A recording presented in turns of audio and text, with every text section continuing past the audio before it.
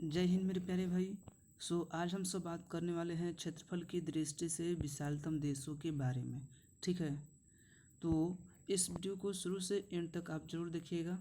अब यहाँ पर मैं आपसे बात करूँ देश, और यहाँ पर क्षेत्रफल दिया हुआ है और यहाँ पर इनका स्थिति। ठीक है, जो देश के बारे में हम लोग जानेंगे और उसका क्षेत्रफल क्या है उसके बारे में भी हम लोग जानेंगे, और वह कहाँ पर स्थिर है उनके बारे में भी हम लोग जानेंगे इस वीडियो में।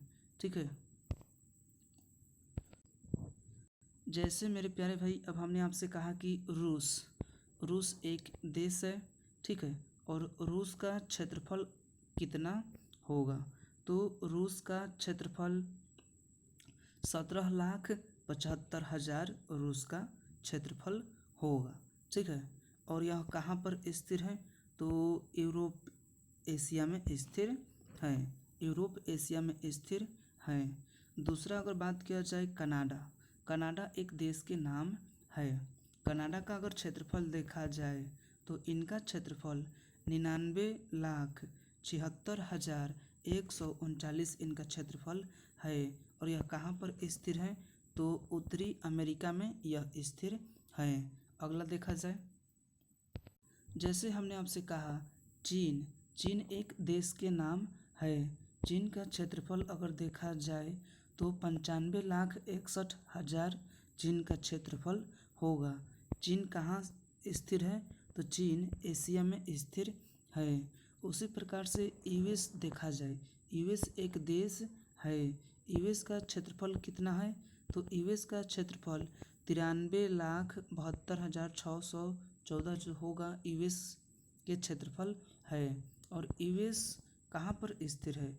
यूएस उत्तरी अमेरिका में स्थिर है। कहाँ पर स्थिर है? उत्तरी अमेरिका में स्थिर है।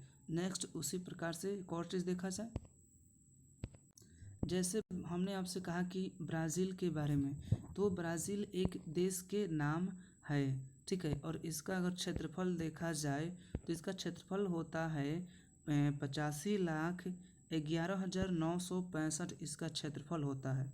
और यह कहाँ पर स्थिर है? ये दक्षिण अमेरिका में स्थिर है। कहाँ पर स्थिर है? दक्षिण अमेरिका में स्थिर है।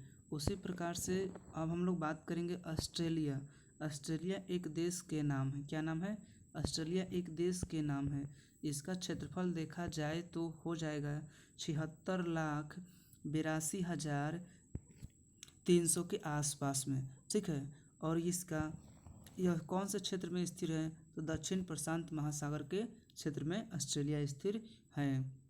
नेक्स्ट अगला देखा जाए, जैसे अब हमने आपसे कहा कि भारत एक देश के नाम है। ठीक है, इसका क्षेत्रफल अगर देखा जाए तो 32,87,263 इसका क्षेत्रफल होगा। और यह कहाँ पर स्थिर है? तो भारत भी एशिया में शामिल है।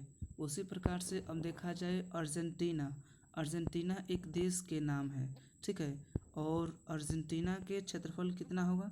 तो अर्जेंटीना के क्षेत्रफल 27,76,654 जो होगा अर्जेंटीना के क्षेत्रफल है। और यह कहाँ पर स्थिर है? तो यह दक्षिण अमेरिका में स्थिर है। कहाँ पर स्थिर है? दक्षिण अमेरिका में स्थिर है। नेक्स्ट अगला देखा जाए, अब मैं बात करूं आप सबसे कि कजाख्स्तान जो होगा देश के नाम है। इसका क्षेत्रफल अगर देखा जाए तो 27,17,300 इसका क्षेत्रफल होगा। ठीक है, और यह कहाँ पर स्थिर है? तो ये जो होगा एशिया में स्थिर है। कहाँ पर स्थिर है? एशिया में यह स्थिर है। अब मैं आपसे बात करूं अल्जीरिया भी एक देश है। और इसका क्षेत्रफल अगर देखा जाए अल्जीरिया के, तो अल्जीरिया के क्षेत्रफल हो जाएगा 23,81,741 इसका क्षेत्रफल होगा। और ये कहाँ पर स्थिर है? तो यह अफ्रीका में स्थिर है।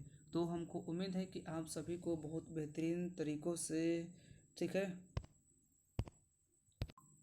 तो हमको उम्मीद है कि आप सभी को क्षेत्रफल की दृष्टि से विशालतम देशों के बारे में बहुत बेहतरीन तरीक़ों से जानकारी मिल गया होगा।